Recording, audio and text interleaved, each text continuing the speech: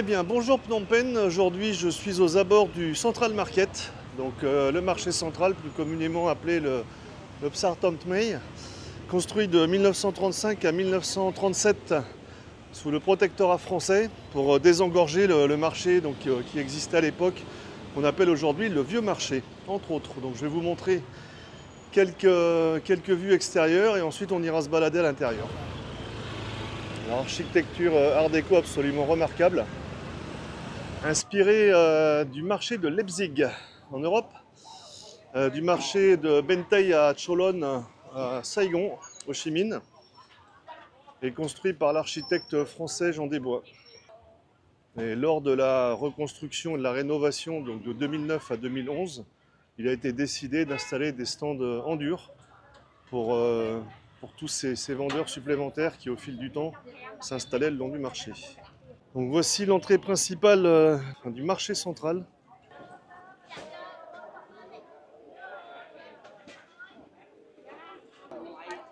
Voilà, donc le marché a été rénové de 2009 à 2011 par la France, a été réhabilité, parce qu'en fait les couleurs commençaient un petit peu à ternir avec le temps et après la guerre. Et juste au-dessus, en Khmer, vous avez donc l'écriture Phsar Tom Thmei. Donc Phsar pour marché, Tom pour grand et Thmei pour nouveau. Le marché central de Phnom Penh est un lieu incontournable pour tous les touristes qui viennent visiter la ville.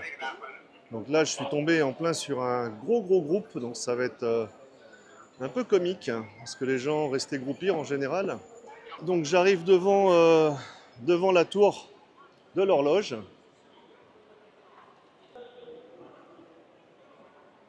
Nous avons cette immense rotonde qui fait souvent penser à une soucoupe volante. Alors ce qui est admirable en fin de journée, c'est la lumière qui règne à l'intérieur du marché. Vous avez toute cette architecture avec ces quatre bras. Donc les quatre bras n'ont rien à voir avec l'orientation nord-sud-est-ouest, mais en fait sont un hommage aux quatre bras Chaktoumuk de la rivière, donc le Tonlé Sap, le Mekong, le Haut-Bassac et le Bas-Bassac.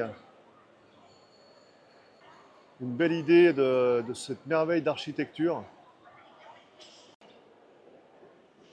Et avec la ventilation naturelle, il fait beaucoup plus frais à l'intérieur du marché qu'à l'extérieur. Tout est découpé par corporation, je dirais, hein. Vous avez donc au centre toutes les petites boutiques à touristes. Nous avons donc une première allée avec, là nous avons une boutique présentant des tuniques un peu vietnamiennes, chinoises, Aoyai, etc. Et nous arrivons donc sur une boutique destinée aux touristes avec beaucoup de t-shirts, No Money, No Honey, de Semsem, les bières au Cambodge, la Cambodia encore, du Tintin, bon à des prix assez corrects en général. Vous avez les stands qui vendent tous quasiment la même chose, un peu partout. On arrive à trouver quelques vêtements, je dirais, un peu plus classiques. À savoir, avant la rénovation de 2009, tous les stands qui étaient à l'intérieur du marché n'avaient pas cette espèce de toit bleu là qu'on aperçoit tout en haut. Donc on avait une meilleure vue de l'architecture globale du marché. Bon, il a été préservé, c'est ce qui compte, c'est ce qui est le plus important. Je vous emmène autour d'un des bras. Et je vais essayer, comme ça tourne beaucoup dans ce marché, de faire une visite relativement logique. Donc nous avons encore les fringues, quelques souvenirs pour les touristes, des peintures copiées et recopiées 100 000 fois. Donc je continue à vous faire visiter. Il est 4h20, le marché ferme ses portes à 17h. Donc je vais vraiment faire le focus dans un premier temps sur les différentes branches qu'on retrouve. Voilà une dame occupée à compter ses billets. Donc éclairage d'origine, bien que je n'ai jamais vu ces lumières allumées. Une branche donc sur des vêtements, donc plus pour les Khmers, hein, maintenant on n'est plus trop sur les touristes. Donc admirer cette lumière particulière de fin de journée avec ce soleil assez chaud, donnant une teinte très agréable à l'intérieur de l'édifice. Bon, je ne vais pas vous emmener tout au bout à nouveau, hein, c'est un peu le même cirque, hein, tout ce qui est fringues, etc. Ok, donc nous allons nous diriger vers la troisième branche du Phsar Thmei. Le bras suivant, la branche suivante, Donc là, nous sommes plus dans le rayon des cosmétiques, produits ménagers, vaisselle, produits de beauté. Donc ce qu'on trouve un petit peu sur beaucoup de marchés de la capitale aussi, hein. Donc évidemment, un peu moins de touristes à se balader. Voilà, et je suis poursuivi par le monsieur qui emmène les poubelles à l'extérieur, donc je vais devoir avancer un peu plus vite.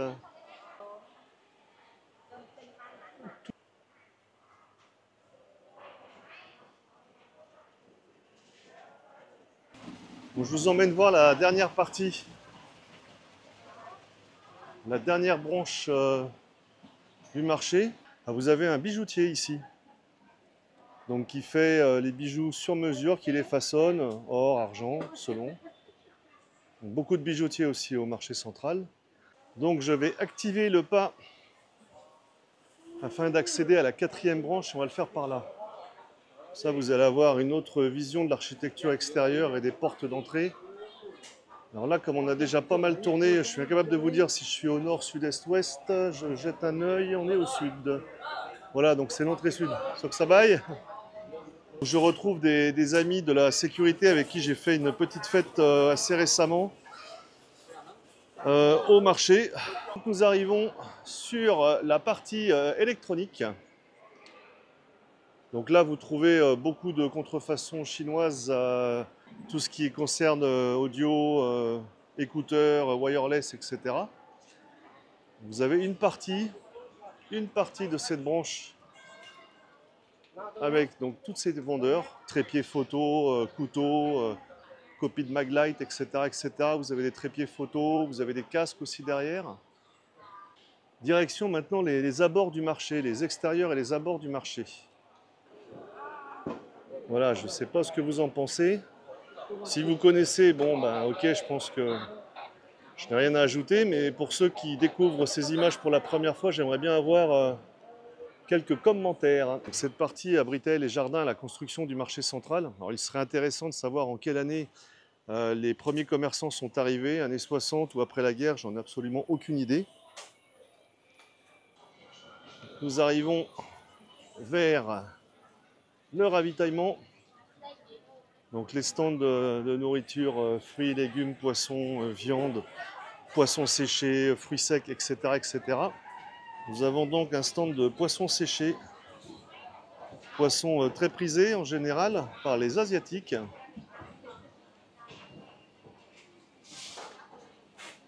Vous avez tout type de poissons, vous avez beaucoup de poissons aussi qui viennent du thon-lait sap. Nous avons un stand de poivre, labellisé Campote ou étiqueté Campote, hein. C'est un petit peu comme le miel l'autre jour sur le marché Russeil. De rares stands de boucher encore ouverts à cette heure-ci. Donc, généralement, tout ce qui est viande frais, c'est plutôt le matin qu'on a une activité assez conséquente. Donc, vous voyez, même à l'extérieur, nous avons ce petit dédale fort sympathique avec ses couleurs toutes attrayantes. Légumes frais.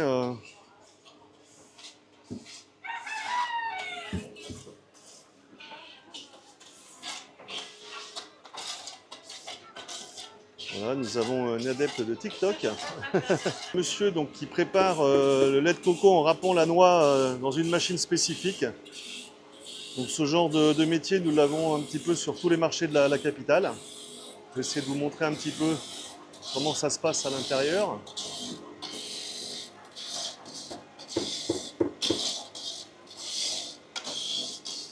Voilà, donc vous pouvez faire à la fois du lait de coco et récupérer le coco pour des gâteaux, par exemple. Okun. Donc nous avons des œufs frais de poulet. Donc vous avez ceux-là, ce sont des poulets élevés en plein air, donc pas en batterie, et les œufs sont vendus en général 700 riels l'œuf. Ensuite, vous avez les œufs de canne qui sont vendus 500 riels l'unité. Donc les œufs de poulet traditionnels qui sont vendus 500 riels. Et les fameux œufs de 100 ans, en fait, hein, où le blanc devient noir, gélatineux, et le jaune devient vert, qui sont vendus 1000 riels, donc à peu près 25 cents. Voilà encore un peu d'activité sur ces stands qui fournissent aussi énormément de restaurants de la ville. Beaucoup de restaurateurs viennent se fournir ici en fruits et légumes, hein. Donc nous avons un autre stand de légumes où je viens m'approvisionner de temps en temps. Donc comme je dis souvent, je préfère largement venir faire mes courses sur le marché frais comme ça que d'aller dans des magasins complètement aseptisés où les légumes sont rentrés au frigo tous les soirs, conservés avec je ne sais quel produit. Là au moins tout est frais, quasiment tout part dans la journée, hein. Vous voyez, il y a quand même de quoi faire entre carottes, pommes de terre, aubergines, courgettes, gingembre, haricots, choux, poivrons, tomates. Nous avons du pak choi aussi. Et ça qui est utilisé aussi beaucoup dans les feux, dans les soupes vietnamiennes et dans d'autres plats. Une plante absolument délicieuse dont j'ai oublié le nom, honte à moi. Vous pouvez voir tous les ingrédients pour faire le sandwich au pâté. Vous avez des barbecues, des brochettes. Beaucoup de gens s'arrêtent ici en fait déguster quelques produits, quelques soupes. Voilà, vous avez encore des barbecues.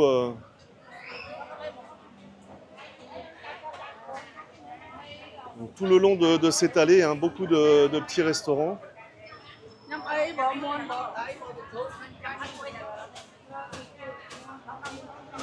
À l'intérieur, nous avons aussi d'autres restaurants, cafés.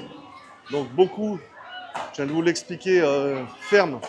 Donc, je traverse toute cette partie pour vous amener à nouveau vers les vendeurs de poissons frais. Vous allez voir, les stands sont assez impressionnants. On a différents types de poissons de mer. Voilà, nous avons un premier stand avec principalement des crevettes et du calamar. Nous avons cet autre stand avec des crabes,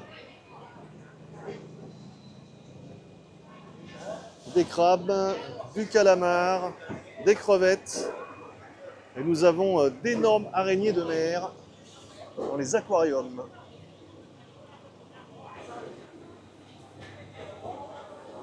Voilà, ce point de vente aussi, assez impressionnant. Je crois que c'est le plus grand du marché, hein.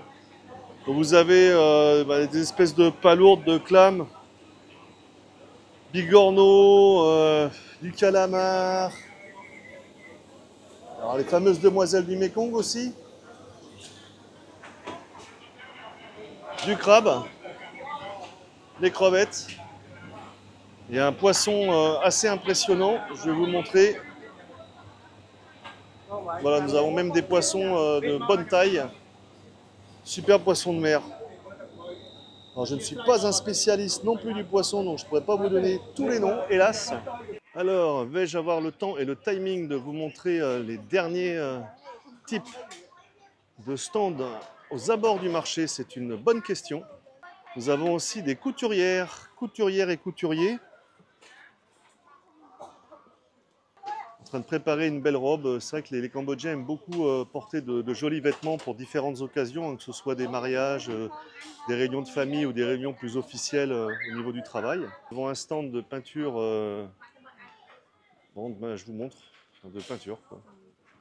Donc vous pouvez trouver tout ce que vous voulez, allant des chaussures de sport, basket, tennis.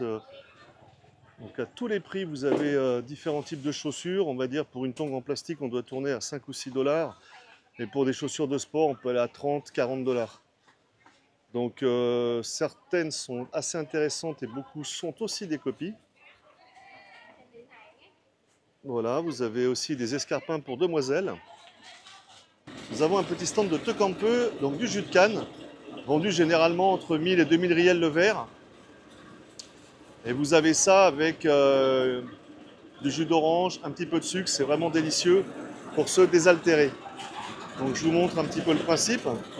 Voilà, les bâtons de canne passent dans la machine, sont compressés. Et le jus est récupéré dans un petit bol juste au-dessous et mélangé avec un peu d'orange. Je traverse un peu plus rapidement donc toutes ces allées, hein, on retrouve des tailleurs, on retrouve des vêtements, des beaux vêtements, tout ce qui est costume, etc. Donc là, on est plus sur du casual, hein, on est plus sur des vêtements portés par les gens au quotidien, hein, on n'est plus dans la branche touriste. Donc vous allez voir autour de moi, donc on a beaucoup de choix d'hiver en veste, en t-shirt. Donc toute cette partie du marché en fait vend, hein, je vous ai un petit peu expliqué, c'est divisé par petites corporations. Même si dans certains endroits, on trouve certains stands qui semblent un peu perdus. Donc là, j'arrive au bout du marché. Et nous allons arriver chez les fleuristes. Les fleuristes qui confectionnent de jolies compositions florales. Voilà, vous pouvez voir, donc beaucoup de compositions, hélas, sont destinées pour des funérailles, mais vous en avez aussi pour des anniversaires ou des mariages. Je vous montre l'artiste au travail. Donc la personne confectionne une couronne avec quelques fleurs, tout un art. Alors admirez ces magnifiques orchidées de différentes couleurs. Vous avez aussi quelques roses. C'est vraiment magnifique, hein. Donc, la rose est vendue 2 $ l'unité. Et si vous voulez tout le bouquet, en fait, tout ce que vous avez ici, il faut compter 60 $. Donc, ça vous donne une petite idée pour faire un cadeau à l'être aimé. Des fleurs, des belles fleurs, à perte de vue. Nous sommes à côté de l'entrée est du marché. J'espère que cette petite balade le long du marché central vous aura plu. Bon, pour une petite première, hein, parce que je pense que je ferai d'autres vidéos par la suite autour de ce marché, plutôt en matinée. En tout cas, je vous remercie beaucoup pour m'avoir suivi et je vous dis à très bientôt pour une prochaine vidéo. Bye bye! Donc le marché est en train de fermer ses portes. Là, j'avoue, j'ai beau connaître le marché, à force de tourner et retourner, je me suis un peu fait avoir. Non, c'est dans l'autre sens. Pop, pop, pop. Ouais.